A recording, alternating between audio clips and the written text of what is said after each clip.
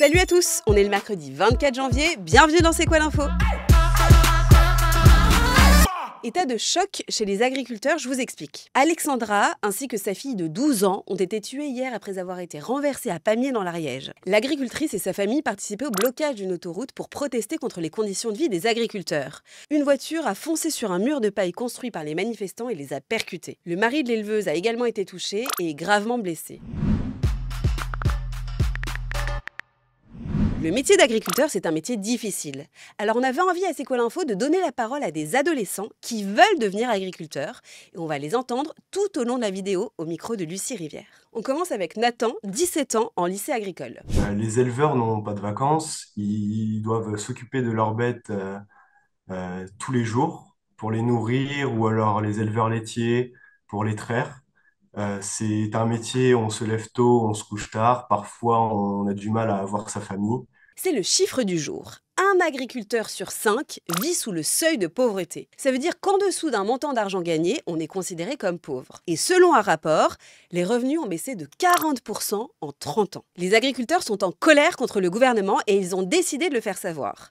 Ils vont multiplier les actions sur le terrain, comme bloquer les autoroutes par exemple, pour exprimer leur malaise et leur mal-être. Et en plus de ça, les agriculteurs sont touchés par le réchauffement climatique. Ça explique que le mouvement de contestation soit parti du sud-ouest de la France, parce que ces régions-là ont subi de fortes sécheresses. Les manifestants ont prévenu que le mouvement pourrait s'étendre à toute la France si le gouvernement ne donnait pas de réponse claire tout de suite. Alors pourquoi ils en ont marre et qu'est-ce qu'ils demandent? Pour moi, le métier d'agriculteur n'est pas assez valorisé dans le sens où c'est travailler pour survivre. Première info, ils voudraient être plus considérés et mieux payés. Avoir une rémunération propre et sans avoir d'aide de l'État, d'avoir un salaire comme tout le monde. Deuxième info, ils dénoncent l'augmentation depuis le 1er janvier de la taxe sur le gazole non routier.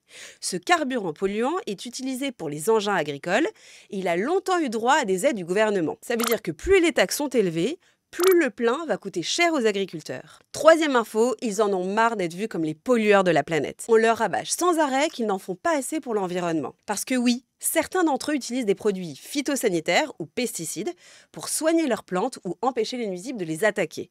Gros problème, certains de ces produits chimiques sont mauvais pour la santé et pour l'environnement. Le gouvernement a donc fait une liste des produits interdits, mais n'a proposé aucune solution en échange. Donc, les agriculteurs demandent à ce qu'on leur propose des produits de remplacement. Il y a des produits qu'on nous interdit, d'autres qu'on nous autorise. Enfin, c'est un peu un micmac. Et même point de vue administratif, ça me fait peur aussi. Alors, comment les futurs agriculteurs se projettent dans l'avenir? On écoute Cyrielle, 17 ans. Il y en a qui peuvent se dire que avec tout ce qui se passe, ils y arriveront pas. C'est trop, ils gagneront pas assez pour leur avenir. Mais moi, je pense qu'il faut pas désespérer. Si on veut faire son métier, on se donne à fond pour y arriver. D'ici 2026, près de 200 000 agriculteurs auront l'âge de partir à la retraite. Mais il n'y a pas assez de gens pour reprendre les fermes. Moi, je me sens plutôt optimiste. J'ai hâte aussi de pouvoir commencer, de voir comment vraiment ça va se passer malgré toutes ces contraintes. Merci de nous avoir suivis. Si vous avez des remarques ou si vous avez envie de témoigner, n'hésitez pas à nous faire signe en commentaire. Demain, vous retrouvez le fantastique Nasser Boubaker et moi je vous dis à la semaine prochaine. Salut!